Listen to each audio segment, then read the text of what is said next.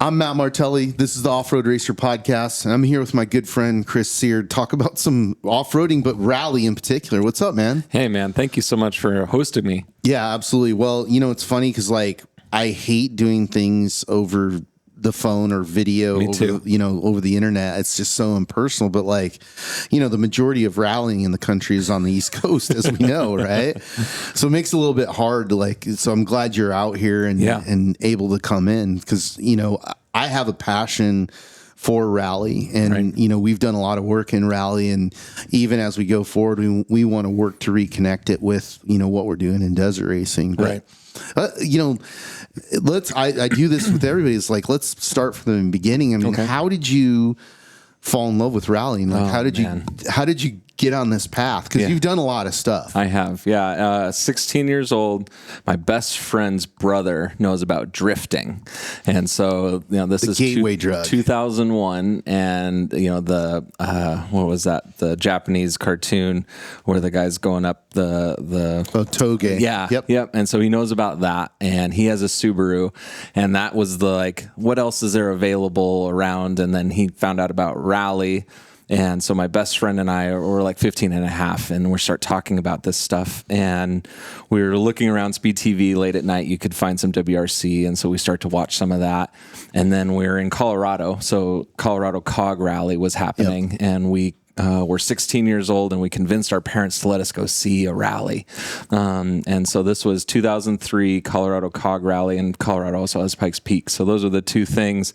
But my best friend and I, we book a hotel room with cash, and they let us stay there. We didn't have to show them an ID. And so no parents, 3 hours away from home. And we go out to our first rally stage, and there is a ridge, and Jeff Swart comes around the ridge, and he drives down the ridge onto the grass. And we're like, what the heck's going on?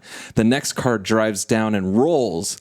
And we're like, what the heck is this? And come to the notes that were given to them were supplied without a recce. So there was an error in the notes, and they were driving off this ridge, and we're sitting right there spectating this. And my best friend and I were broken ever since, but I just wanted to do this, wanted to know more about it, what's going on. Happened to actually also be Tanner Faust's first rally. So I have pictures. I think I'm going to be a photographer. So I'm 16 years old out there with a camera. But I'm just obsessed with understanding more of what this craziness is. Sure. And then as I graduate high school, and there starts to be some stuff about this Gymkhana thing, and there's these guys, Ken Block and Travis Pastrana, and so all the connections of the content you created was the fuel for me to really want to get into it.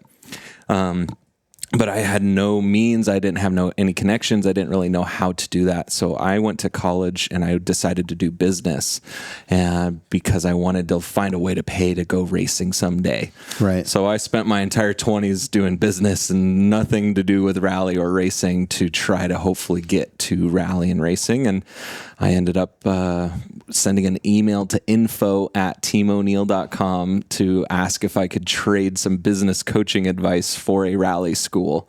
And that was the legitimate gateway for me to transition from business to finally pursuing my dream of rally. So was it Tim that responded? Tim called me the next day. And so for me, I'm 25, 26 at that time, and it's like getting a celebrity phone call. 100%. And I am just floored and shocked and awe. And I actually started journaling the day he called me. So I have a journal of the first 2 years after that. Yeah. Of every day, what are my emotions? What's going on? This is just, I'm living my dream, and every moment was amazing. That is such an important thing, is for young people to act on their passions, right? Yeah. In off-road, a lot of times that act is sweeping the floor of a shop. Doing something for free gives you so much leverage. Yeah. And it's just, if you are willing to you're going to put time in your hobby for free anyways. Yeah. If you do it for somebody, it's so awesome, the opportunities. Or volunteering to work a stage, right. In rally. I mean, same thing in off-road. I tell people all the time, I said, the best seat at the Mint 400 is out at Road checkpoint 3. You know what I mean? Exactly. You're going to see stuff that nobody else sees, And same thing with rally. But that was cool that Tim, had had the mindset to reach back out to you and go, what's this about? And just for luck, timing, consequence, whatever, the business was a little bit of a low point. And so he was looking for a business guy to come in and help coach him into the next level of his company. Nice. He had about 15 employees at that time and was looking to grow. And was my actually background was in franchise business growth and development. So I was used to growing businesses in my early 20s and figuring out how to help other businesses grow. And I was just able to apply that to the Team O'Neill infrastructure. And we did it. We had healthy growth and have had continued healthy growth since I've been able to join the team. So yeah, I was fortunate that I've done the school and then I've sent a lot of people to the school. And it's interesting because we're, just yesterday, really, I had the Brenthal brothers in here and they just started a trophy truck school. Nice. And so I need to connect you with them because they need help with the structure of the curriculum. Right. And you guys have a lot of experience, know, and there's a lot of crossover. I've sent a lot of people to the school. I sent Andy McMillan, BJ Baldwin, Scott McMillan did it. I think Mark McMillan, I think Dan Deegan came because of you. Yeah, Deegan came. Yeah. Because again, like we were talking about it earlier, but to me, like I was doing all these things and I didn't know why. Right. I was like, hey, if you corner this way, it's pretty efficient. It's faster, right? Yeah. And I didn't know what the technique was called or like really why is that faster? Right. And then just car control and discipline and some of the basic ideas. Two of my favorite things was he made us hug the front of the car so that we knew like where each side of the car was. It like imprints into your brain. Right. And then the other one was like, I remember very clearly Tim going, you need to always choose where you're going to crash, right? Because you're going to crash. Right. So never let go of the steering wheel and give up. You always look and you go, am I going to hit the tree or am I going to thread the needle or where's the softest? It doesn't stop you. Even if you know you're about to crash, you have options. Yeah. And it is amazing. Tim has coached me a lot on that as well. Yeah. And then sometimes you get lucky and you didn't crash. Yeah. No. And I've had some big offs and mostly in training and not in actual races, but that's really cool. So what was that like? So you get hired, right? And it's the deep end, man. It's at that point it was a very well-known school. Yeah. But you have a lot of clients, but you're also like it's pretty high expectations right out of the gate. It wasn't like, oh, we have this little thing. It's not, it doesn't have high overhead. Like it must have been intimidating. Yeah. I haven't really got to tell this story too much. So I'll give you kind of the real dirt. So 2012, the business had a really tough year. And so 2013 is when this interaction and Tim and I happened, April of 2013. So I come in, I actually interview with the accountant because the business is in a really bad spot. And the accountant tells me, we can hire you on a week by week basis, but it's your job to save the company or it's closed. So I'm 26 going on 27. This is my dream job to be in a rally, do something in rally. And the company needs my skill set. And it's just like the pressure was high, and it was something that I was just at the perfect moment for it. And so we had to figure out what the issues were. And I came in and Tim was an amazing rally driver. Tim's an amazing visionary in building curriculum and actually adult education. One of the biggest things actually that I think Tim's secret sauce is that he did better than everyone else is understand how we learn. Sure. Through trial and error. And what it was guys kept crashing his cars and he was pissed about working on them overnight to fix them. Sure. So he's like, why does someone fail at shifting? It's because they don't understand how a transmission works. So he built into the curriculum an actual part where you go into the shop and you learn how a transmission works. Yeah. So things like that. And then we have rear seats in all of our instruction cars so that you get to watch someone else fail. And watching someone else fail allows you to cognitively think about what's going on. So all these things Tim did an amazing job with. What he wasn't good at was leading a business. You know, we didn't have an employee handbook. We didn't have employee reviews. We didn't have a marketing plan. We didn't have a structure. And that's what I was just got done doing for other businesses. And I was able to apply all those techniques and things. He had an amazing team of guys that were super loyal. They all just didn't know what was going on. They didn't know if they're going to get laid off next week, because if we lost a contract or lost the client, like, it was big ebbs and flows for the employees being there. And so what I was able to do is come in. I thought I was going to build a marketing plan and execute a marketing plan right away. I spent the first 4 months there just doing HR, you know, figuring out who should be on the team, who shouldn't be on the team, changing the structure, building a employee handbook.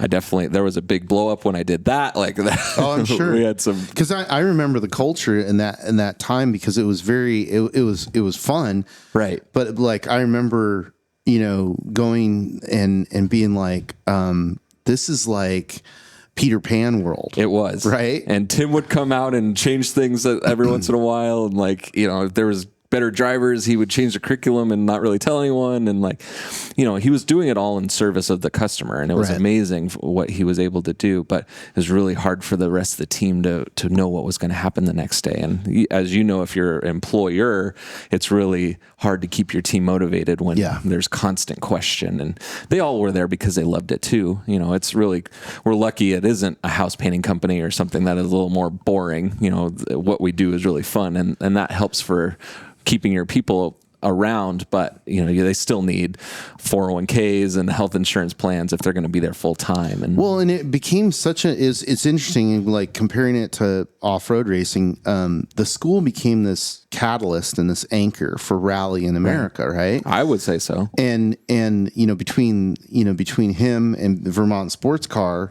you know, without those two things, I don't think we'd have any rallying in America, right?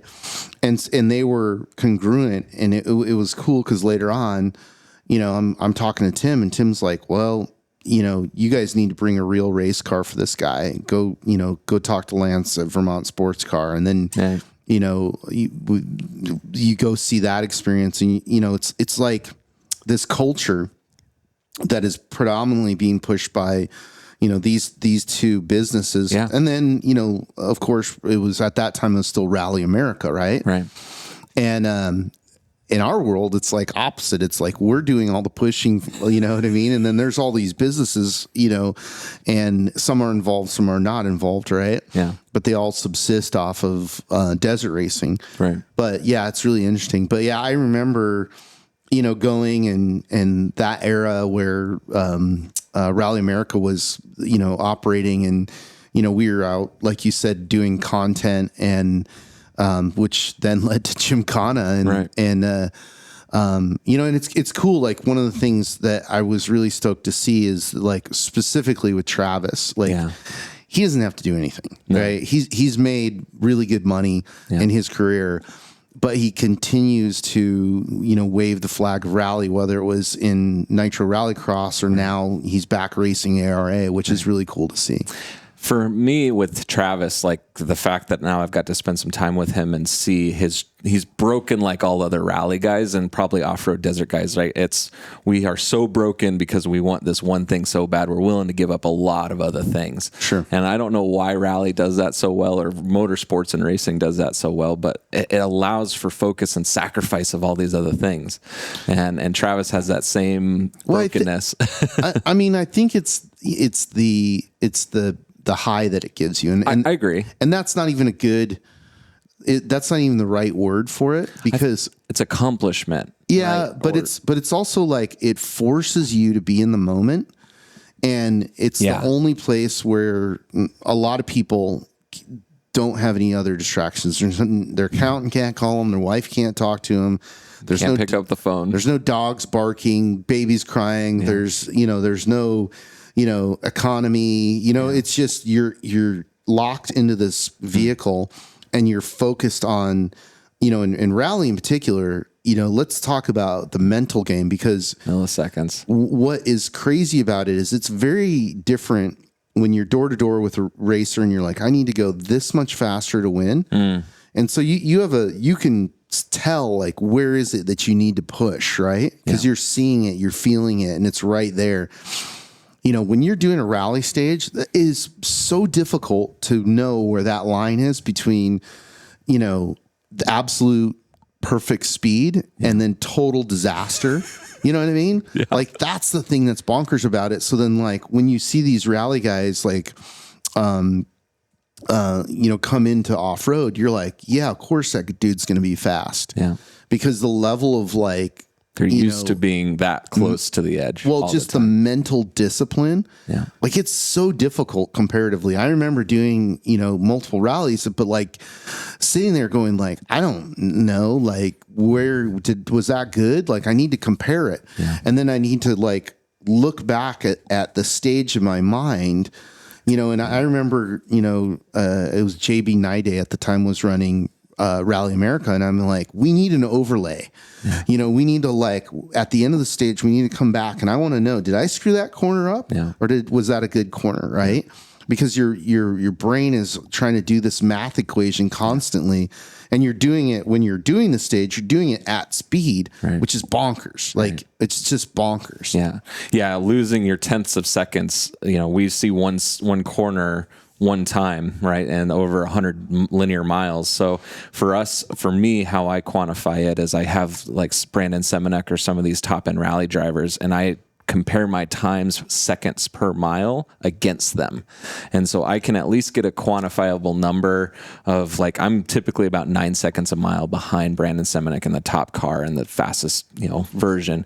So if I got faster than him on that, maybe he made a mistake, or maybe I was that much faster. If I'm slower, I probably made a mistake, but it is really hard to know until you get to the end of the whole rally and you're like, was that better or not? Yeah. And that's why we talk a lot in rally about just finishing. Right. We just have to focus on getting to the end, because half the time attrition will take about half the field out. It's the same in desert racing. In desert racing, like the Mint 400, I always tell people, like, just be there at the 4th lap. Right. Because if you've made 3 laps, 50% of the field's gone. Right. Right. And that's when you know where you're at, and that's when you can really race. Now, the top classes, they've got to pay attention to where each other's at, because it's those gaps can be big. Right. But that's way easier than, running an entire rally and being like, oh, like, I mean, you get stage information, but and then at the midpoint at recce, you have some information like, okay, here's where you stand over X. Yeah, at service. Yep. At service. Yep.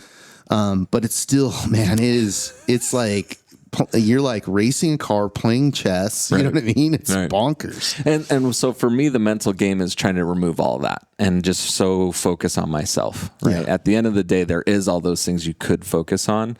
And because it is the one place I can turn my phone off and get to hyper focus for 2 or 3 days, like, I just focus on the driving technique that I learned at Team O'Neill. Am I trail braking this corner? Am I going to use a pendulum turn? Like some of the tool blocks that we call it of driving technique, and what I'm getting the information from my co-driver, apply that technique, and that's all I'm thinking about. And then at the end, see where my times land. Because I'm not playing chess enough to be like, oh, can I go a little slower, a little faster here? I am fully committing as much as I can, just be as fast as possible and not crash too, right? Like, where is that line? Yeah, it's extremely difficult, and that's why I personally think that rally drivers are the best drivers in the world, right? Because of that mental discipline and the intensity, right? And it is a remarkable, it's a remarkable automotive discipline that, still to this day I would like to see grow in America. Yeah. Yeah, and we see it with the training. We're lucky enough to work with a lot of people in the school, and from a training tool, rally is one of the best tools you could use to train anyone in any other motorsports, right? We get lots of road course guys that are scared of the rain, scared of when gravel comes on the track, so understanding your car at the limits of grip and fully sideways, and how to look out the mirror or look out the edges of your windows, and using your foot modulations and everything that you have to do to make the car do what you want it to do in those split-second moments before you crash. Yep. And that's what rally is. No, 100%. So yeah, I agree with you that it's a very tough sport. And that's what attracts me to it for sure. So, you're at Tim O'Neill's, the company's going. Yep. then I think after a while, you got the opportunity to actually race, right? Correct. Yeah. So it was a little longer than I thought it was going to be. So 2013, I came into the school. I was the general manager, also the youngest employee at that moment too. So that was Tim and I's handshake agreement that we wouldn't tell anyone how young I was. So I grew a beard and I tried to look older and act older. Walk with a limp. Right. Yeah. And then, so from 2013 to 2017, I worked in the business and just absorbed everything about rally, understood how the rallies worked, and worked at New England Forest Rally. I did working with the sanctioning body. We were running a race team as well. So I was the manager of the team, and we were going to all the races and managing clients that were paying us to service our cars and build rally cars, managing the rally school, just trying to learn everything about rally and the sport. In 2017, we started American Rally Association, the sanctioning body, because we were really frustrated with the way rallies were being run by Rally America. So I was really learning about that. And I kind of had a breaking point, and I was like, Tim, I need a rally car. I need to go do a race. So STPR Pennsylvania was my first rally in 2017. Nice. Get on stage. I do, the first stage was red crossed, which means somebody got hurt or something happened and the stage was canceled. Second stage, I caught my next competitor halfway into this stage. So I got to race about 3 miles. Third stage was their super special loop, which is a spectator stage. So everyone could watch all of us race. And then the fourth stage, the rally car burned to the ground. Oh God. So I had gotten to the fourth stage and I'm like almost to the end, and we're coming around this corner and the cab fills with smoke. I thought it was dust. And I'm talking to my co-driver, who is also a mechanic. I'm like, what is this? He's like, I don't know. You got to stop. And we opened the doors, and a fuel fire. The fuel tank had caught on fire because a little pebble got between the Kevlar guard that we had and rubbed a hole. After we found this afterwards, the whole car burned to the ground. Oh God. So that was my first entry into rally. So you got the full experience. I got the full experience, and my wife is there. We have a brand new baby, which she's pregnant with our second son or our first son. And like, I'm at this point in life where I'm like really burnt out from working all this time. I finally tried to achieve my dream. So I took a few more years off from racing and just got hyper focused on the business. And then in 2022 is when I started racing again. So nice. It took, so 2003 was the first time I saw a rally. In 2022, I finally legitimately started my racing career. Nice. So that's cool. It's been going well ever since. Yeah. And I mean, talk about the component of like, okay, you're running a business that's a school, right? Yeah. But then you're going to the events that the school's based around, and you're like, hey man, this isn't going well. Right? Like now I got to do, pitch in and do this part, right? Which is pretty crazy when you think about it. You know what I mean? Like, it's such a small sport, and if it's not being run well, and that's where I got obsessed with. I love business as much as I love racing, right? Mm-hmm. And so when I see businesses being run so poorly, I want to help, even just volunteer my time. And that's what was frustrating, was I was trying to help and volunteer my time, and like the way it was being run was really frustrating. And so what we ended up figuring out was the person at the top of that structure was not being flexible enough and understanding the needs of the organizers, because he just hadn't been in those roles and hadn't felt the pain that we were experiencing. So that was the catalyst for us to make the change. And obviously for Team O'Neill, the better the world of rally is, the more business we get. No, so you want that, because you want everybody knocking on your door going, hey, I need to learn how to do this. I need a car. Like here's the credit card, right? Exactly. Because if you have the opposite of it, you're out of business, and it's crazy because most people don't know the history of rallying in the United States, but we had, major rallies here. Yeah. Since the 70s. Yeah. Since the 70s. And then, when we were working with Ken and we got Rally into X Games, that was a tipping point that we were like, we are very naive, in the sense that we thought because ESPN was ESPN that they knew how to create things or produce things. Right. They didn't. What they knew how to do is to take something that was already done in their network, and they distribute it. Right. And but they couldn't build it from scratch. They couldn't build it from scratch, not only from a media standpoint, but from a cultural standpoint and from like a financial standpoint. Right. You know what I mean? Like how does this, sport culture self-sustain itself. Yeah. And it was, it drove us crazy. It drove us crazy because we're like, we're sitting down with car companies and we're like, are you guys dumb? Don't you see that all these kids are going to, if we make your car cool, all these kids are going to buy it. And it was especially frustrating with Subaru because we were very in tune with Southern California tuner culture, right? Oh yeah. Which was about to die. And it was about to die because the demographic really aged out. And so what had happened is it had this big boom. And then that guy who's driving a kind of a clapped out Honda that's, all built up. Well, now he's 35 and he wants something else. He wants an Audi or BMW, right. But he can't really afford it. Right. And that was our point with Subaru is we're like, listen, the car that fits in between those two worlds is an STI. Right. Let's show the world from the showroom. It's fairly super awesome, dude. It's to this day, it's a sick car. Right. Yeah.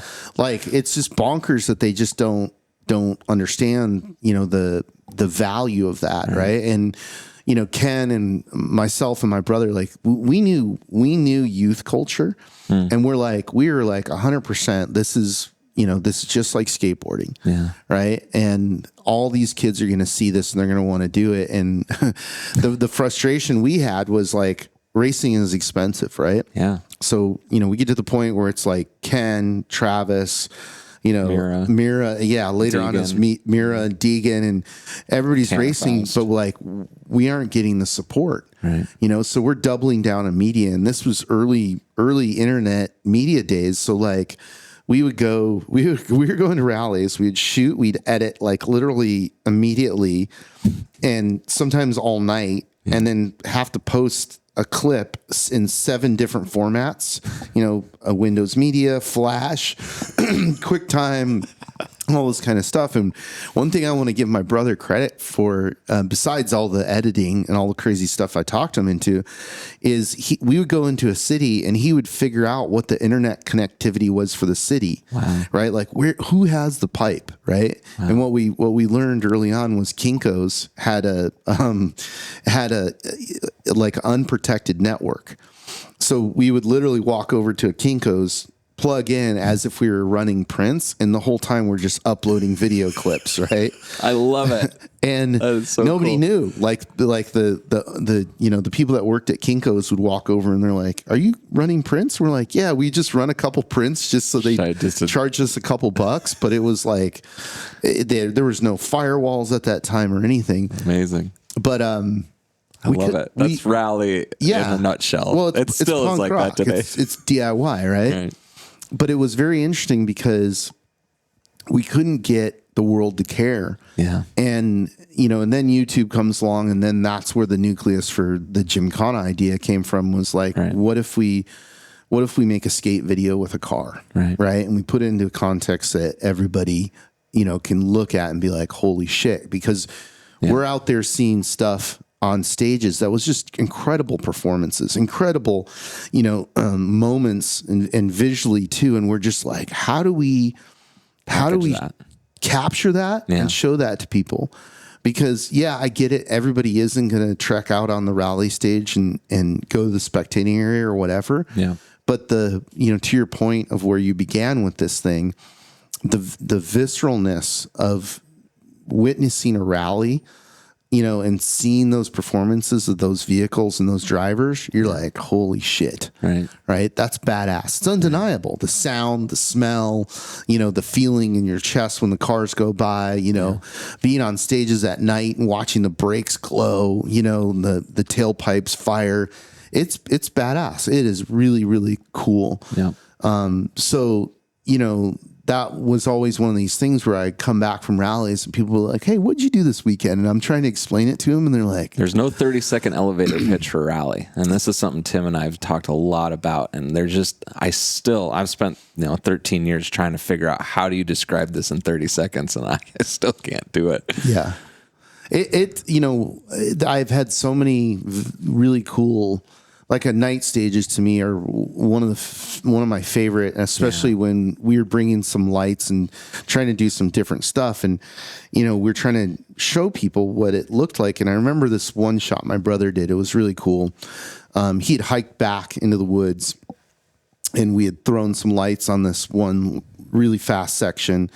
And so essentially he was slowing down the shutter speed. So you'd have this like blur, right? Yeah. Oh. And it was like the sound and the visuals, like a rocket ship going through the woods at night, So it's cool, man. But that's amazing. But that's cool. So you were influenced by that stuff. And then once you had that first visceral experience, and then you took the step of like, hey, I'm going to act on this and see how I can get involved, and then having an effect on the culture. Right. But the other thing I think too is important to point out is then that's not enough. Yeah. Right. It's like, hey, there's other things we need to fix with the Rally Association. Right. And now, ARA exists to this day. Right. For me, I motorsports and all these things, I've just been super lucky to have this dream because it did give me a lot I could say no to. Right. And that's probably my biggest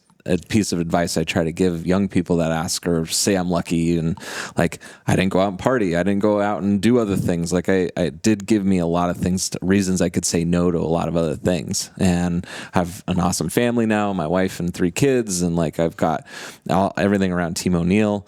I didn't talk about this, but Tim and I partnered on the business in 2019. Right. So like I'm an owner and part, like this is going to be part of me for the rest of my life. And like, just to be able to sacrifice everything else in pursuit of this. It's got to feel good to know too, that like the contribution that the school has made, not just to Rally, but also like, I was telling the story earlier of like, BJ Baldwin has a rally style of driving, right? And he learned that from Larry Ragland. Larry Ragland developed that rally style because he was going to Pikes Peak and watching Ari Vatanen take Pikes Peak. And he was watching Ari get around corners and go, hey, he's going around corners faster than anybody, and he's sliding the car a bit. Yeah. Like, I don't know what that's called, but I'm going to do it, you know? And Larry came back and applied that to off-road racing, and then that, got infused into BJ. And now, a whole bunch of drivers do that, right? And part of it is because they did go to the school, right? Yeah. And they did get comfortable with like, hey, I'm going to back, now it's like, I'm going to back a 7,000 pound trophy truck into the corner so that I'm pointed the right way and can exit at speed versus, chopping the corner up and slowing down. So it's got to feel good for you to have this effect on the culture of rally and off-road racing. Yeah. And I felt like at my small world, Team O'Neill was already a pinnacle when I arrived. And so for me to help take it from that and one, make sure it didn't die in that moment. And then 2, we've tripled, almost quadrupled the business size since I've started, and just being able to like the impact now. And we've gotten into drift school, and we've got an off-road school, and we've got a track now, and we're doing, so like Team O'Neill, I'm leveraging, and I'm a business guy, so I'm trying to expand our operations and take what we did in rally and have more outlets for it through our infrastructure, because we've got 600 acres and we've got over 100 cars in the fleet. So it's just, we've got all this available, and we want to try to give as many more options to people to have a starting point in motorsports. Yeah, no, it's really good. I highly recommend anybody who's listening to this, like, go out and go to the school. It's only going to make you better, you know, and it's hella fun. It helps. It's also a really good time. It's not like you're not going to accounting school. Right. It's a lot of fun. So, now when you look forward, like where the business is at, and what are the things that you want to achieve next? Yeah, I have a pretty clear vision of where I hope to see the company in 10 and 20 years. And, I'm in my mid 30s, and I want to see our impact grow. And I really want to honor Tim and what he developed in adult education. So I'm really trying to take that and find new outlets for it. So right now, do you know Steve LaRosa? He used to do some off-road desert truck stuff. He was out here in California for years. He came up to the rally school. We're actually talking about like a moto curriculum. So drift, rally, off-road, tarmac. I've got kind of this vision of where Team O'Neill can branch out, and this is all honoring back to my franchise business growth legacy. And like, how do I turn Team O'Neill into like this franchise and become the world's leading experts and maybe starting points for all motorsports as a school and infrastructure. So we're slowly dipping our toes into that. So our drift school has gone really well. We've gotten really healthy, school numbers for that. And that's a good leverage of like a proof of concept that we could grow outside of rally. And so just trying to implement that and grow it. And I need good partners. It's something that's probably the biggest struggle that we've had is I need somebody just as passionate about rally as Tim O'Neill was in moto, in tarmac, and all these other branches. And I'm starting to find those people. But send an email to info@Team O'Neill if you think that's you, and maybe we'll start something else. Well, it's funny. You and I have talked about this, like with the advent of UTVs and that explosion. It's badly needed, right? Because by the time I got into a UTV, I had a ton of experience. So it's shocking how fast people go with so little training. And it's they're remarkable machines, but like you got to start with the basics. You got to understand what the vehicle is and is not capable of, its characteristics. And it doesn't talk to you like a car does, in my experience. Like, it's to the point that you don't realize you're at 99%, and then you're at 101% and the car fails. They're very forgiving. Right. They're very forgiving. I mean, it's been interesting because there's a few drivers who have come to me and said, hey, I want to move up out of UTVs. And so then we take them, and get them tested and trained in trucks, and they hate it, right? Because they're like, it's not 4-wheel drive. Right. It's not forgiving. Like, you really got to think about what you're doing, and there's limitations, right? Like, the beauty of UTVs is that front wheel drive pulls you out of a lot of mistakes, right? And I think people don't realize it until that moment comes, right? And that's the bummer about it. And then, it's all these things that you learn in rally. Like, a big one is learning how to crash. Learning that, like, hey man, it's very likely that at some point you're going to crash. So here's the protocol. So you can crash safely and walk away and, not be injured. And, when people talk to me or we talk about safety, I always bring up, because we were on the stage filming when Travis crashed in Colorado, which was still to this day one of the most violent crashes I've ever seen. You were filming that? Yeah, that footage is the long lens is me. And he hit the culvert, and I stopped. Well, I let my camera keep recording. But I did the fastest sprint I've ever done through like that super tall grass. That super tall, clumpy grass. And, of course, Travis, he pops out of the side and goes, woohoo! You know what I mean? And his co-driver is like, I quit. You know what I mean? And they ended up being totally fine, I know that clip. Rally America claimed they've made more money on that clip than the entire sport was worth at that point. I don't doubt it. Yeah. Like, he had sold that to Red Bull and so many other ways. Like, he has packaged and sold that clip. That clip is and we had because that was pre GoPro. Right. So this is like all the struggles that we had trying to capture rally. So we basically had a DV cam, lipstick cam. That was crazy. I mean, it was like a $7,000 camera setup that recorded to a DV deck. And the problem with DV deck is it's tape. So when you hit anything really violent, the head disconnects, and so you get these weird errors in recording.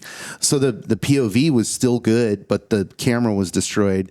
And I remember going like, back to Subaru, going like, I know you just ate a $150,000 car, but I'm gonna have to charge you $7,000 for the camera you destroyed too, right? And it was a really funny point. It was like an inflection point too with Travis, because Subaru didn't understand the value of Travis, right? They were like, who's this guy? He's kind of a jackass. He jumps out of airplanes, like he's, crashing all these cars, right? And what Ken was really good at is seeing what people's value was and developing them, and not doing what everybody else did, which is like they would look at somebody for their immediate value and say, that's it. He did this with skateboarders, he did this with a lot of athletes, but in particular with Travis, like he saw that Travis had something that was very special that could translate to the discipline of racing. Right. But anybody at that point, even myself, you're meeting him and you're like, this is not the wild card. This is not the guy who has patience. Right. This is the guy who's like, hey, I'm bored. Let's go jump off a building. Right. You know what I mean? Right. And it was really cool to be a part of that evolution and for that evolution to play out in real time, because I think it showed not just Subaru and the sponsors, but the whole world that you could take this kind of ADD type personality and you could put them through this, this work, this ringer, whatever you want to call it. Yeah. And all the different elements, getting trained by Tim O'Neill's school, by your school, David Higgins training him, John Buffum. I'll tell you a story about that. So from Tim's perspective of that, so Lance Smith calls Tim and says he's got this guy that wants to drive a race car, and like Lance tells Tim, I want him in one of the Vermont cars like now, and Tim hates this. Tim wants him to like be in a slow car. At that time it was Volkswagens, and like, let's get a few days of training him. Yeah, that's what I had to do. and that's when Lance is like, no, he's too big of a client. Like Tim didn't know who Ken was or anything. And so they come out, Vermont Sports Car brings their cars, and he's got Travis and Ken, and they fly in David Higgins. Yeah. And so Ken wanted to see if Travis could race, and they wanted to sponsor Ken. Ken wanted to sponsor Travis through DC. And so David takes Travis and starts training him at the rally school, and like gets him in one of the Subarus right away. And then since Ken's hanging out, Tim and Ken work together. And by the end of the school, the 2 or 3 days, Tim tells Ken, you should do this too. So I guess Ken wasn't even considering being one of the drivers. And it was Tim's version of the story. It was like Tim told Ken at the end, like, you actually have what it takes. No, yeah, that's Ken always wanted to do it. Yeah, but he wasn't thinking from like a sponsored, DC shoe. But he was a businessman, right? Yeah. So he knew, right? Like, if I turn this into something where there's revenue being poured in, then I can justify it, right? Yeah. Like, he didn't want to take the fortune he had just made off of the sale of DC shoes and be like, I just blew it all in rally racing. So I mean, Ken was wickedly smart with stuff like that. Right. He was playing chess before people even knew what was going on. Yeah. People were like, oh, who is it? And he was already like, hey, I need to talk to you. You know what I mean? I'm like, what? No, that's such amazing. It's so cool that those guys, I mean, I can't even imagine where we would be without that. Right? Well, what's interesting, and this is a bigger picture, it parlays, and I hope a bunch of motocross guys and action sports athletes listen to this. But one of the flaws with with action sports is that your career is done when you're young. You're in your 20s usually, right? Yeah. And so you've built this brand and this equity, and then what do you do now, right? Like, you can't keep physically doing that act. Right. There's always going to be a younger kid, especially with skateboarding, who's willing to chuck himself down 15 sets of stairs or whatever it is, right? And we saw that happening where it was younger and younger athletes becoming the big stars, right? Right. Rally and off-road is a way that you can parlay your career into really your 50s, your 60s, right? Yeah. With age comes the cage, is what they keep saying. But like, I mean, in off-road, I mean, Larry Ragland's 70 and he just finally was like, starting to get a little old. Yeah, I don't really want to do that anymore, but he was competitive. Right. Larry Rossler just won the 500 and he's in his 60s, right? So, it is a sport that you can extend your career and your relationships and your brand, and it's a very good feel, very similar feel, culture, and actually like actual skill set wise, looking where you want to go and all the things that you have to do for those skills really work well in what we do in motorsports. Was there a point in rally where, you're all invested, and then you're like, okay, now I got to pitch in and try and help fix things with the league? Like, was there a point where you're like, what am I doing here? Oh, no doubt. Yeah. That was the catalyst for me to even get into the rally car, because I needed to see if I wanted to do this anymore. Actually, I tried to quit pursuing the rally dream in February 2013, and my wife wouldn't let me. And it was April 2013 that I sent the email. So it was only 2 months after I tried to quit even doing it, that happened. And then in 2017, we're trying to put it all together. We had 200 volunteers around the country that I had a spreadsheet, and like this 10 group of people was doing rules. This group of 10 people are doing marketing. This group of 10 people are doing this and that. And it was all volunteer work. So you can't ask them to do more than they're willing to do. And like, so I'm trying to manage that. I'm trying to manage the business. I hadn't got ownership from the rally school yet either. So I was like, I wanted to be an owner, but it still wasn't the right time. And I have a kid, and I'm getting a second kid, and it was at the point of like, why, like, what's the best case scenario, right? Like, and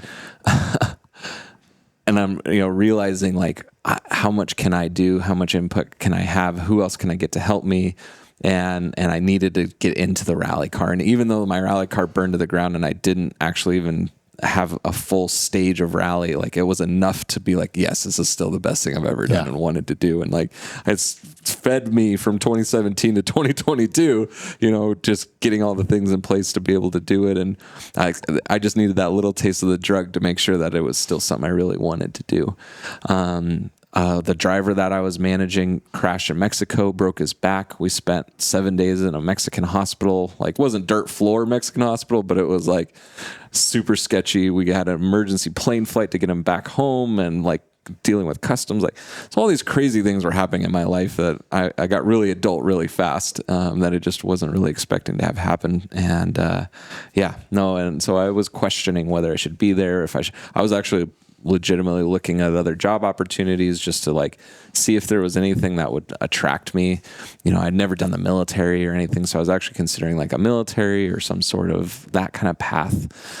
And it all still came back. It was a good test. It was a good moment in my life of like, okay, is this really what I wanted to do? And was I willing to spend more of my time, effort, and yeah, I found like it really was what I still wanted to do. But it was probably a good 3 or 4 months there of like really questioning whether or not this is something I want to do. I don't like organizing the rallies. I don't like doing that stuff. It doesn't drive my passions, like managing a business and a team that you have more control over, and you actually can give good annual reviews and give good leadership development. I wasn't the right person for that role. Right. So I just really kind of hyper focused on the rally school, building an amazing team there, getting more leadership structure in place. And then, now having bigger dreams for the rally school for that. That's where I'm finding my passion. Well, conversely, was there also a point where, you're doing, you're all committed, you're all in, where you realize like, man, this is a dream come true. This is badass, right? Yeah. So I started that journal the day Tim called me. I go to quit my job that I'm at, and I tell them I'm going to stay till September so that I can help them. My boss gets really mad that I'm not loyal to the company and willing to stay, so he fires me when I tried to quit. And so I called Tim up, and this is early June, and I'm like, hey, I'm available now. He's like, oh, let's get going. And so June 23rd was my first day of rally school. June 24th, Ken shows up.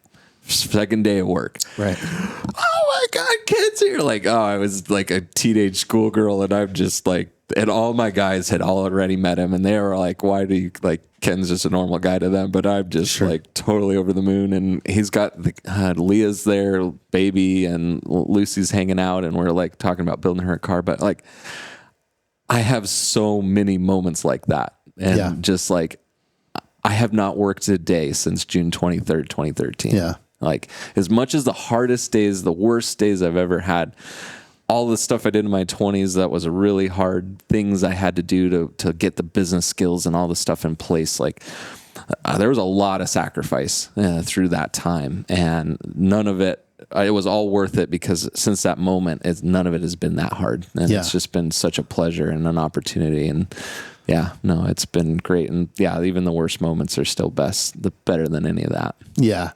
No, it's an interesting thing, because again, it's that saying of like, find what you're passionate about and you'll never work a day in your life. Yeah. I mean, that's true, but it's also like, being somebody who, I've definitely found that there's definitely hard days. There's definitely days COVID where sucked, you're right? just or like there was a whole I can go down a list, but and just things that come out that are just like, are you serious? Right. You know what I mean? But once you roll through them and then you look back, we make jokes about it. We're like, oh, remember when, you remember the worst. Yeah. Right. Like why that's such an interesting phenomenon that happens. Like I actually don't remember my best races. I don't remember the best moments. It's like, I only actually remember some of the worst moments, and with some time and the pain is a little subsided, it's actually, wow, that was amazing. I can't believe we got through that. It's just funny, and it makes you it gives you more resolve, right? Yeah. And you're like, oh, well, we've already, you think that's tough? You know what I mean? What else we've done, First time I lost brakes on my rally car. Yeah. And like, I'd never lost brakes in any normal car that I've ever driven. And like, if I lost brakes driving down the highway in my normal car now, like, I wouldn't actually be scared anymore, because I know what to do. But like that moment, I was terrified. Yeah. And like, how do I deal with this? And what do I do? And, just stuff like that, moments of like total triumph over adversity. And you're like, I'm so grateful to have the opportunity to be here and do these things. And this is kind of a loaded question, because it's, it's TBD, I suppose. But like, so you look back at the history of rally in America, right? And, it was interesting again for us, because we were involved in this point. And, we still play this kind of peripheral, like, hey, come, to the Mint, showcase what you're doing. And, we hope in the future we can connect the dots between desert racing and rally more. Right. Because I think they're very similar. It's so shockingly similar, but still so far physically apart. And what you need to do your sport versus ours is just different enough. It's so weird. Yeah, but it's like, but you could take one to do the other, no doubt. And it's like learning how to cook. It's like, hey, if you only know how to make pasta, right? You should probably learn some other stuff, and it actually might improve you over here, right? Right. And give you some ideas. And now it's interesting because, I remember as the 4-wheel trophy trucks were starting to get better and better, the drivers were struggling with how do you drive this? And they still are, and, my point to them was like, it's a rally car. It's just a really heavy rally car. Right. Excuse me. So you need to learn from that 4-wheel drive discipline, and, and obviously there's more body roll and suspension and all, like, it's different, but it's 4-wheel drive. Do the diffs unlock and lock, or like, do you have a controllable diff? No. Those? Okay. No. So, and they're developing different technology. Like one of the latest ones that I just heard about was that, Mason is working on a truck that is, instead of being a straight axle, it's 2 drive shafts. So each, you have independent suspension, right? Oh, wow. Wow. To potentially give you better traction, right? So we're at that point where now engineering is going to dictate. Well, and we've got to put limitations on it at some point, because this happened in WRC where it's like, I think it was Audi who just the late 80s, who outmoneyed everybody. And it's like, they had, Space Center control, you know what I mean? At the rallies of all the tech in the cars. And they were just like, we're just going to spend so much money and be so much better than everybody else. Sounds like off-road's close to the Group B area of rally. Yeah. So it's interesting, because you guys should come out and play before it's over. Yeah. No, it's interesting, because again, we've done a lot of things preemptively because we saw it coming. So we split apart the unlimited truck class. That's smart. Into 2-wheel drive and 4-wheel drive, and really things that we watched happen in rally. And we're like, hey, if you don't do that, this part of it's going to just die and have no value. So yeah, it's interesting, but like, you look at it, and despite all the failures, like, the most recent one that hurt, was Nitro Rallycross, right? Yeah. Like Travis put his heart and soul into that. Right. I thought it was a really good presentation. But I could also see all the holes, and I was like, we were having conversations, and I'm like, yeah, let's see, if we could work together or whatever. And there were it was too, the holes were too big. Right. Yeah. And it was a bummer that got shut down, because I thought that the problem is there wasn't one problem. Right. So correct. That's, there's just so many small things in the death by 1,000 cuts. And I had a few conversations with him as well. And it's like, no one has the answer yet still. Right. And I think because you can't copy what's going on over in Europe, because it's historic. Like the reason why their series is so healthy is they have tracks that were built for this, and they've had infrastructure that was built for this. You go over and talk to those guys, they're like, it's the worst it's ever been. Our sport's dying. Right. And we're like, we wish we were anywhere close to what you are. Right. So it's like everyone is saying the same thing. It's funny. But it's just a different version of what it is. Well, it's when you look at, like, I always look at the business side of it, and I go, well, what sells small cars in America? What racing, right? And rally is it, right? Whether it's stage rally or rallycross, right? And really, the lesson from us is that rallycross is a tool. It's not the end all be all, but it's like, hey, you like this? You should come to a rally, right? Right? And it's a gateway drug for us, no doubt. And it can go into cities where you can't take a traditional stage rally, right? Same as desert racing and short course. Like I see the correlation the same way, right? Like right now, short course is going through a lot of turmoil, and it's really only a regional series in the Midwest, right? But it has a tremendous amount of value. And fortunately, unfortunately, like we don't have huge financial backers. So the good part of it is we can't make huge financial mistakes.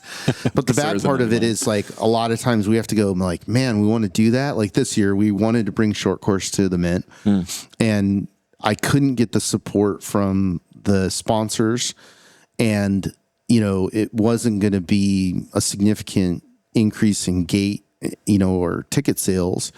So we're all of a sudden we're $350,000. I'm like, we can't afford to do this, right? And so it's always a challenge. But like where I was leading to is like, where do you see the future of rally in America? Yeah.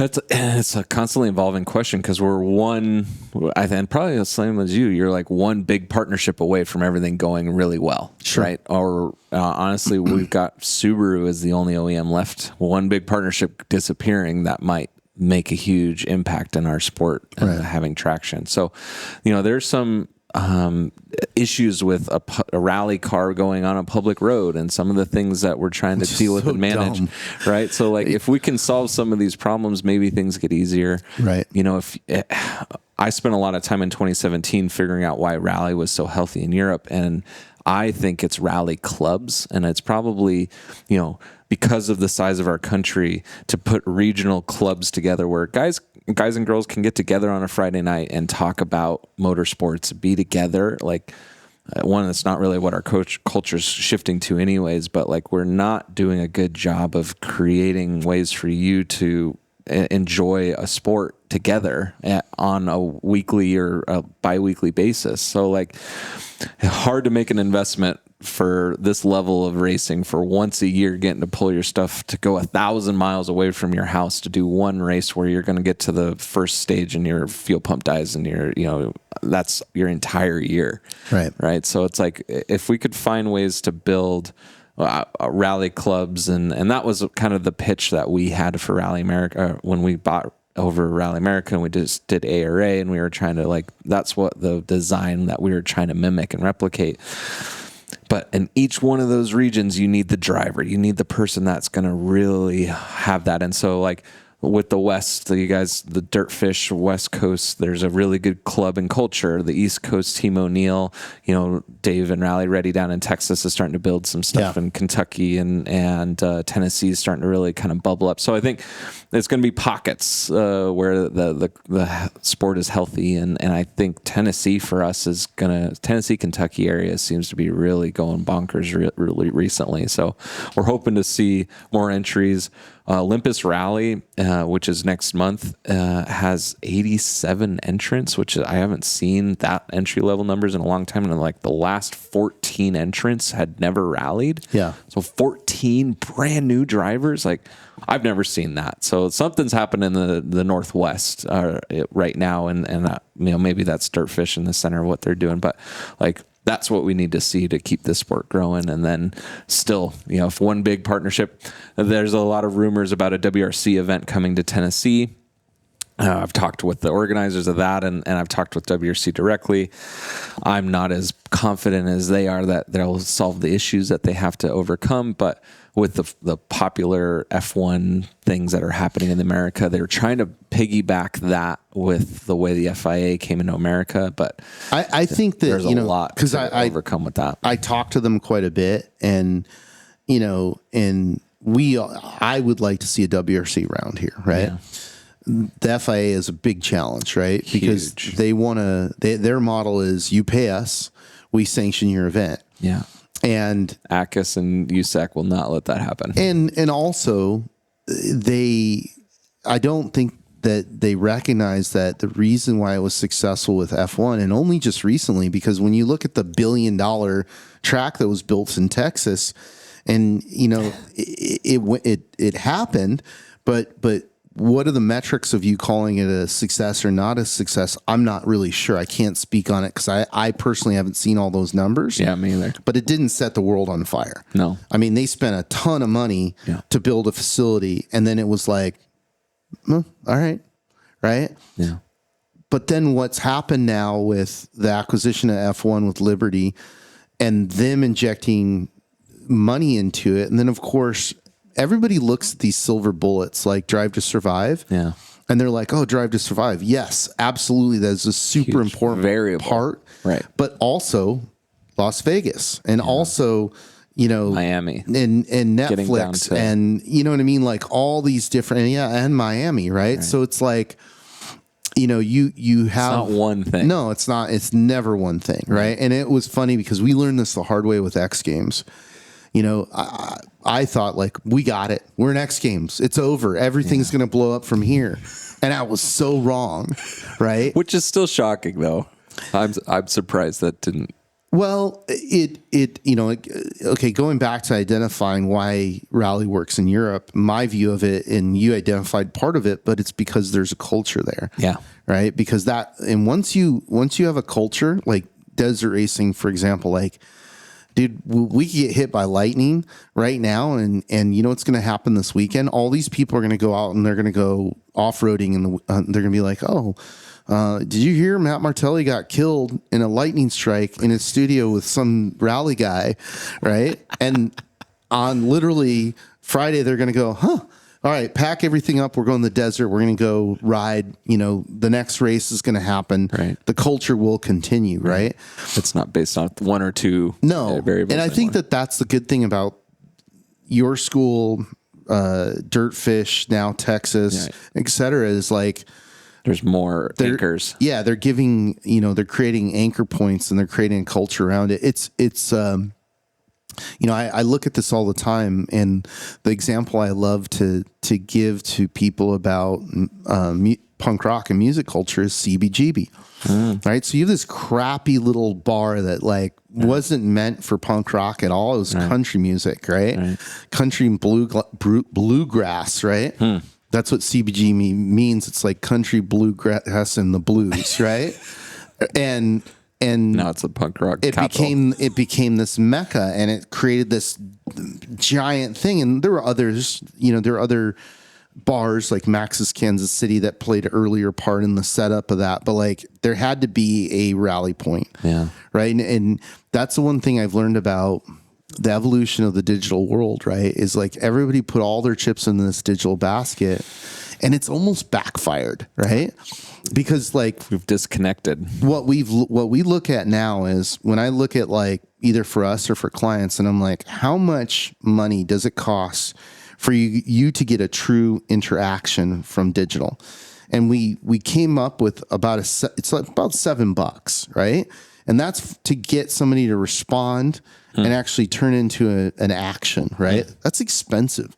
Like when you think about what could you hand a kid for $7, right? That would like blow them away. Right. And I go back to like me being a kid and the things that affected me, and being handed a skateboard magazine or being handed a motorsports magazine and being like, wow, right?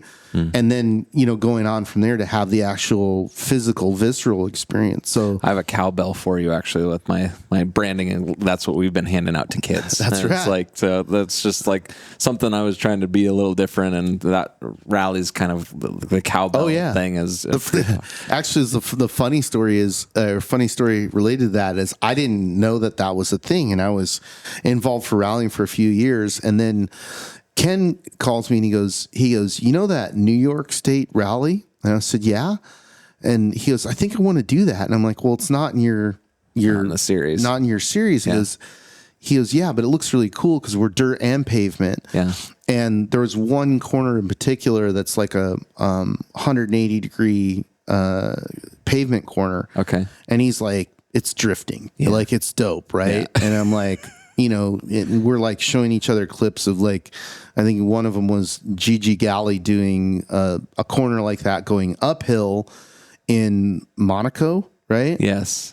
And he's like, I want to do that, right? Right. So we went, and I'm sitting on this knoll, and it was really cool. There's a bunch of drunk German older ladies, and they're making food and feeding us, which was great. And they hand me a cowbell, and I'm like, what do we do with this? And everybody goes by, and they're like, yeah, so thing. It's cool, man. Yeah. It's cool.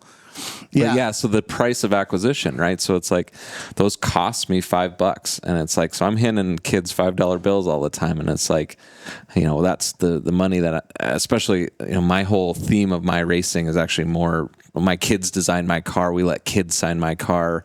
It's the Barely Serious Rally team, so there's a big bear on it. And like, I try to want to integrate my kids in the sport, but I want to get these kids 20 years from now. Like, I want to. Sure. I'm trying to replicate that same 16-year-old passion I saw by letting them access something. Like, I don't let adults touch my car, so they only get to touch my car. They only just trying to be the next phase of what this sport will be. Well, it's funny because I pick on the OEMs a lot about this of like, okay, so there's a function to a car of like transportation, right? But then there's a certain point where you're like, it's pleasure, right? It's fun and it's freedom. Right. And when you see the problems that this generation's having with grasping onto that concept and even wanting to drive, to do anything, like, there was a failure at some point where, us as, let's just say, American culture, we didn't give them that, right?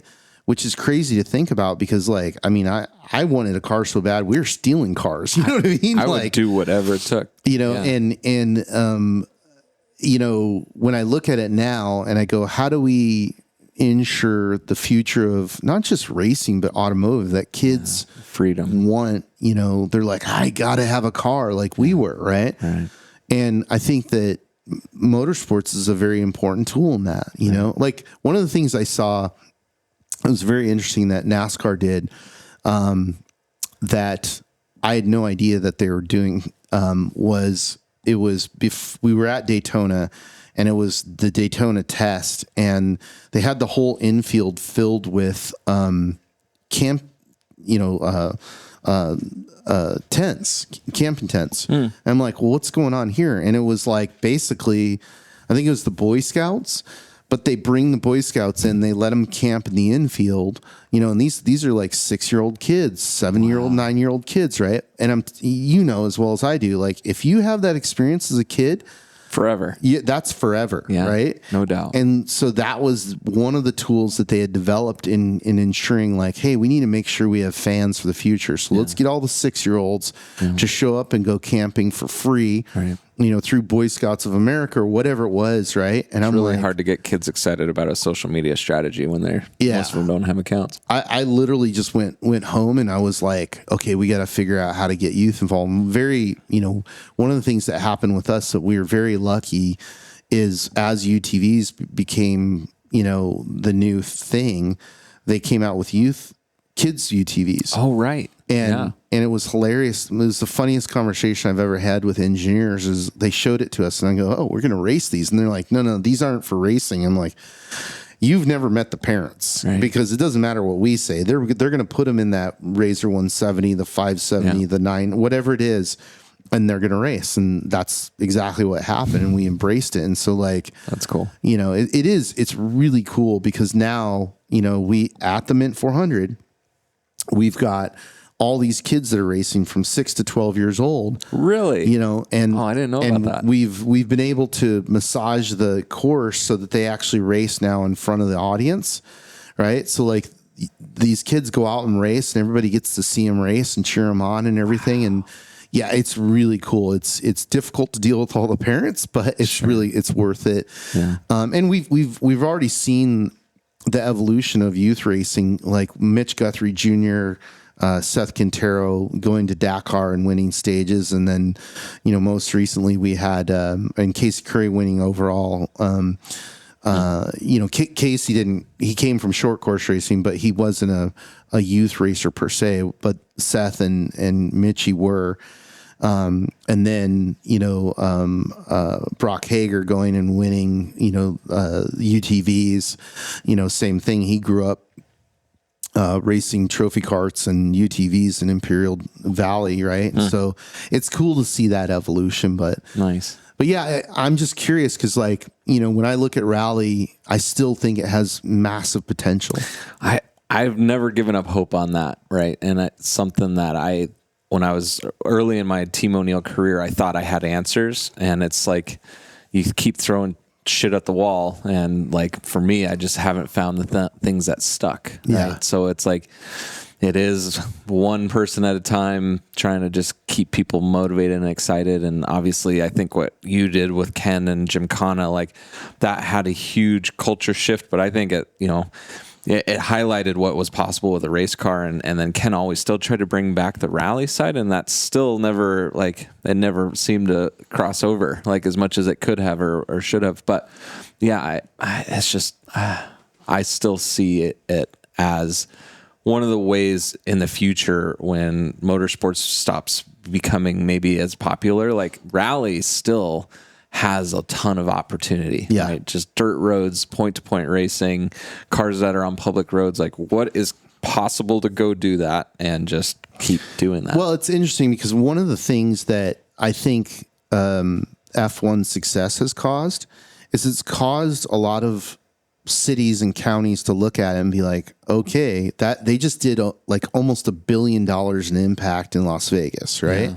And Las Vegas is unique in that they can take advantage of a event like F1. Right. But when you distill it down and you go, hey, you're, a town in, whatever state it is, and you have dirt roads around, and some pavement, you can have a rally, right? And it's not going to cost you what an F1 race costs you. The state of Kentucky figured that out. So they put the Backroads of Appalachia group together, and there's actual state budget to host motorsport events in Kentucky now. It's I hope some people in different cities and states are listening to this because listen, I'll show you our impact. We do about $50 million in impact to Las Vegas. Sounds like a lot of money. It's not really to Las Vegas. Sure. It's something. Sure. But it's not the, nearly $1 billion that F1 does, and we're not pretending we're anywhere near that. But I think that it's a model that shows people hey, the two biggest sporting events in the United States in the last 2 years were the Indy 500 and an F1 race in Vegas. Right. Not the Super Bowl, right? Not the NBA Finals, not any of these events, because, of the amount of people that it appeals to. Yeah. And so I think that creates a lot of opportunity. That's such a good point. Yeah. We need some smart people to raise their hand and help us figure out ways to put this together. Yeah. Well, that's the other point of it is like, it's finding like-minded people, right? Yeah. And aligning together and going, hey, we're passionate about this. Right. But also this is a business, right? And the outcome of this is that, we bring in tourism dollars and hotels and food and drink. And, if it's Vegas, it's gambling and so on and so forth. So there is a significant financial impact for this, and if you want this, if you want this business in your city, call up ARA and let them know. Like, hey, come over here. We have some dirt roads you guys need to look at. We have a budget for marketing our city, for marketing our state, for marketing our... On back roads that are probably 3 or 4 people live on that we can, shut down. And again, I look at it and I'm like, that was the really interesting experience for us with Subaru is like, we knew how dope the STI was. Right. And we had come from a place of motorsports of like, going like looking at it and being like, how come nobody knows that you can walk into a Subaru dealership and buy a freaking rally car rocket ship? Like that thing is going to smoke. You know what I mean? Like some of the funnest things I've been able to do is like pull up on somebody on a Court Crawford tuned, STI, pull up on a Ferrari and walk them. You know what I mean? And he's like, what just happened? Right. And awesome. and just different experiences like that. So I think that for the car companies, like they need to get with the program and start supporting this stuff because, it's interesting what the GR, Toyota whole thing is happening. And I think, hasn't really fully turned on in the United States. And I guess there's like a little bit of a battle between Toyota TRD and GR. Yeah. So I think they're still trying to hash out that in the United States right now. But I think there's a huge opportunity for that. Yeah, I agree. And I think a lot of the OEMs saw after COVID all this real push to get back outdoors. And I don't think that was ever not there, right? Like I think there is a huge component of people that just don't want to be in the city centers. And, the old school Jeep mall crawler thing, like that is the downplaying of what it actually people really want some capability in their stuff. And well, I think we saw little like indicators of this, like with Bronco sales is a big one because I thought, okay, this is cool. There's some nostalgia and like it was a good product initially, but like what they took over, it just showed you that there's an appetite there, right? Just like, I draw these parallels, like just like, with the Raptor, right? Yeah. I remember very early on, Raptor's like, man, if we sell 1,000 of these things, that'd be great. And I'm like, I'll sell 1,000 of them. Right. You know what I mean?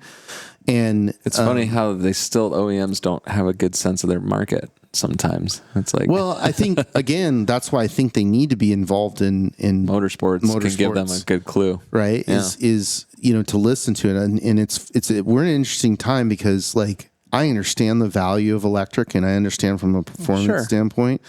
But it's just not fun to watch. You know what I mean? That's the downfall. Like one of the coolest things is like, besides what we do is, the fire breathing, popping, open rally cars and the thing sounds like it's about to explode and it is, and, just the visceral sounds of rally car are incredible, And just like, it's the same if you go to a drag strip and just to see those, top alcohol fueled things that like, you'll never forget the feeling, and like when an electric car drives by, it's usually beeping and it's like, it's sliding and doing the things a rally car does. But just, you can't buy in on that to the same level. If you're the driver in there, I think you're having just as much fun. So like if the whole sport is predicated on the drivers paying entry fees, that could be whatever it is. Yeah. But if your goal is to make a sport that's a spectator sport and that you're trying to get sponsor dollars because you need spectators to get sponsor dollars, like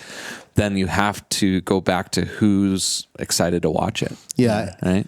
It's interesting because like I'm all for club racing. Right. But the thing that we've identified in our world of desert racing is like there's no future in that sustaining itself. Yeah. Because eventually the cost increase and it turns into what Europe is, which is like the it's so expensive to be involved in racing. Only really wealthy people can afford it. Yeah. And that's not American. Right. Like the thing that I love about being involved with rally is much like off-road in that guys are building cars in their garages, right? They're I remember there was a trade school, and I think it was the one in Upper Peninsula, and they had a rally car entry, and that was part of the class. Yeah. Right. They're like, hey, we build and prep this rally car, and you get graded on it, and at the end of the semester, you're that's your class, right? And I'm like, that's great, So, we are actually seeing more schools coming into rallies and like bringing their students out to be like crew and support, and like there's one in Pennsylvania, UNOH is doing some stuff. So like it's cool to see there's actually more of that happening now too in our sport.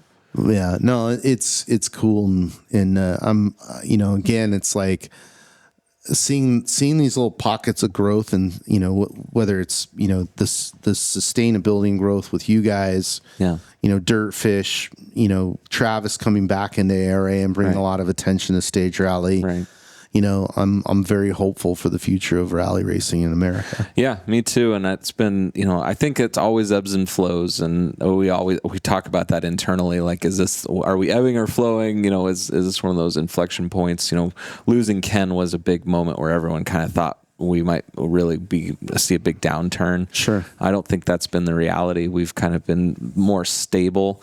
But now that Lance Smith has taken on the promotional rights of ARA, there's definitely been some excitement. Yeah. Peugeot has brought over some cars. So there's some Peugeot rally cars that are here now. So like, there's just some interesting things that are happening in rally that might be a good catalyst for another growth opportunity. Yeah. I'm really glad Lance is involved, because just like you, like he's got skin in the game. That's what, and he said it. He's been very blunt about like, I have taken a lot. Right. And now it's time for me to give us everything I can back. Yeah. I was like, I was considering just retiring and walking away. And it was like, the sport still needs someone to really 100%. Take it on and try. So he's just started. So we'll see what he can do with it. I've already seen an improvement in social media. Yeah. Right. And it's like, it's funny. We have busy lives, and like, I didn't know that Travis was going to go back and do it until I saw it on social. And then I texted him like, right on, dude. Yeah.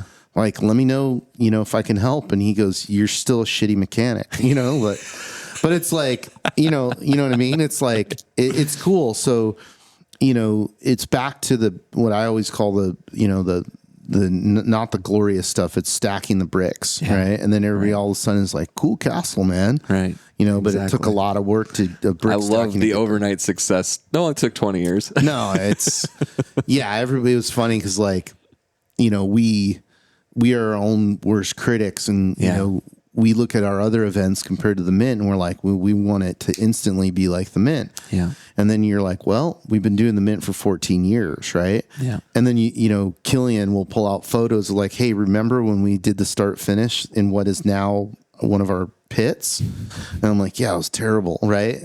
But back then it was like, that was the best thing at the point. Yeah. And now I'm like, why would we ever do that? So it's applying all those learnings, but really it's the same thing. It's like taking it to the people. Right. Yeah. And that's the thing I would say to anybody who, is remotely interested in motorsports and racing, is go to a rally, go have that experience, go have fun with your friends, and touch the vehicles and talk to the racers. And maybe you become a racer. Maybe you can become a mechanic. Maybe you're just a fan. Right. All of that's good. Right. And it's going to be better than watching it on a phone. Right. So, well, and the nice thing about what we do, if you are already outdoor inclined, you get to go hiking in the woods and be out in there. And then you see this fire-breathing dragon that drives by you at Mach 10, and it's like, there's no way to even compare that to normal other motorsports, right? And so for me, that's this look, feel, and everything that you're seeing at a rally. It just seems so, in this gated world of all these things that we don't get to have access to anymore. Like it's one of the last few things you can do that's more raw and real, and like there's not as much, infrastructure around it. So Sure. I really appreciate that about rally still. Yeah. And it's something like, that's why I let people touch my car. That's why, we interact that way. It's just, I want it to, inspire the next generation. Yeah, no, that's awesome. Was there anything else you wanted to kind of discuss while we're here? No, I mean, I have to thank you, man. Like, I am here because of you. No, like, I appreciate what you that. did with Ken and Travis and all the stuff. Like, I was a fan, and then what you guys did made me a hyper fan and gave me more focus and desire. And like, so, I mean, we thank Ken a lot, but we have to thank you guys too. Like, and that was when Ken passed, we talked about this a lot, and it's like Gem 1, Gem 2. I still go back to those even more than the rest of the They were the purest one. I mean, there's a lot of good people who worked in the ones that we didn't do. Yeah. But we put together the nucleus of it. And like, I appreciate the accolades, and that's very important for us, right? Like, that's why we did it. Yeah. Like, we didn't get rich off of doing it. No. But your impact is and huge. we're really proud of that. But it's also, we were those kids too. Like, we saw, films like Climb Dance, we saw Pikes Peak, we saw Rendezvous, we saw Bullet. Yeah. Those were films that, heavily influenced us and motivated us, right? Right. And so, as we grew as filmmakers, from skateboarding films into motorsports films, we knew we wanted to do that and have that same effect. And to be honest, like, that's still there. We were talking about it the other day of like, okay, well, what is the next, Gymkhana style film we can do, and what is the vehicle and who's the driver? We want to keep doing that stuff because it's so powerful, right? Yeah. It's just, putting it together and having all the correct, discipline to say no to certain things. And, there's a void right now for sure. Definitely. But again, like, one thing I want people to understand about it is that our rationale was very simple, right? It was, we wanted to take that little moment that was happening on a rally stage and put it in a context that people can understand and digest, right? Mm. And that's why it ended up the way that it ended up, is essentially a skate film with a car. Mm. And after the success of the first ones, which we didn't even think it was going to be, dude. Yeah, I remember getting. You're going to see like 1,000, maybe 1,000 people watching. No, I mean, dude, the first one, was the very beginning of YouTube. We didn't put it on YouTube. We uploaded it to a server, and it was 7 different formats. And I get a phone call from the guy who was our friend who was on the server and said, "I'm going to do you solid, because you're going to owe me $300,000 or something crazy." And he's like, "Right now you only owe me 20 or whatever the number was," but it was shockingly high. And I'm like, "Hey dude, I don't have that money." Yeah. And so he's just like, "Just put it on YouTube." And I'm like, at the time we're like, if we put it on YouTube, do they own it? Like, everything was so confusing about that. So we put it on YouTube, and it took off, and nobody really knew, none of us knew that it was going to have the effect that it did. Sure. But once we understood, then we're like, "Oh, let's do it again." Yeah. Right? Let's make it better. You know what I mean? And, but what we really understood is that what our goal is to take, the best drivers in the world, put them in the most capable vehicles in the wildest locations, and showcase that, right? No different than seeing Ari Vatanen tackle Pikes Peak, or the best skater snowboard videos. It's like the same concept. You're like, "Oh my God, I got to go do this." Right. So, it's interesting. And I love that it had that effect on culture, as a catalyst. And Ken, man, the opportunity, it was very unique because of our relationship. Because of, his background, my background, my brother's background, putting all these things together, you know, and being able to communicate with one another of what we're doing, you know, was very special. You know, it was very special. And I'm glad you guys got to capture it because it motivated me. And so I wanted to say thank you for that.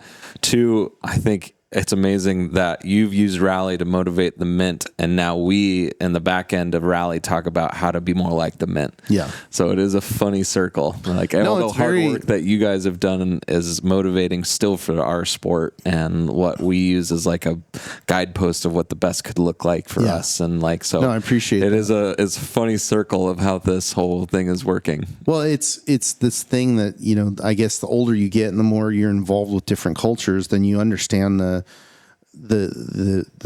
approximation or the proximity of everything, right? Right. And then how it works, you know, it's like, I was talking to my friend Chris, who used to be the drummer of Lamb of God, and we were talking about funk rhythms, right? And then how funk music influenced metal, right? And it's just like, if you had that conversation, you know, a decade ago, people were like, "Are you crazy?" Right. But it is. That's what it is. So there's this you know, proximity, right, you know, to motorsports, and especially off-road motorsports, and they feed off of one another. Right. Who's doing the best job, and how do we be more like that guy? I would say you're doing the best job in the country right now. I appreciate that. Yeah, I mean, so we have a great team. Great group of volunteers. They work their asses off. They're all passionate about it. You know, I was on a phone call yesterday, and you know, some of our live stream team guys are like going, "Hey, we figured out how to do something less expensive for the other events." I didn't ask them to do that. You know, they're just like, "Hey, this is how we can do it for these other events and not have the overhead of the Mint, because we realize we got to make baby steps." Wow. That's how passionate they are. That's you know, amazing. I'm not paying them to do that. Right. They're just doing it because they see, you know, the opportunity, what we've done and how they've been involved. And in that we keep people involved. Like, we're like, "Hey, you know, it's not going to take a year to do this. It's going to take more time." And we want people that the long game. We're all playing the long game. Yeah. And that feel like they have equity in it, you know, because then they're going to march it forward. So last thing I'll say is come to Team O'Neill. If you guys are thinking about coming out or ever wanting to start your driver's training, you know, we have a lot of schools and things that we're doing. We love impact feedback as well. So if you guys see something we could or should be doing, I love that kind of conversation. And it's something that I've been doing more for my own career and developing outside of Team O'Neill a little bit. So I have my own website now, chriscyr.com. I'm launching a podcast about business and like motorsport and business together. So I want to bring you out for that at some point. I'd love to. So I'm trying to talk to people who do crazy things and how do they make money and then use that money to go open up their dreams. So I've gotten some really cool interviews. I had a Patriots football player. I had the second guy at Orvis who does fly fishing. And so it's like some really interesting stories, but they all somehow tie back to motorsports. So I'm starting that podcast, hopefully launching that in the next month. So that sounds really cool. Go to my website and check that out. So I appreciate everyone, but thank you so much. Yeah. Hey, awesome. Thank you for coming. Yeah. No, thank you. Good to see you. Appreciate it.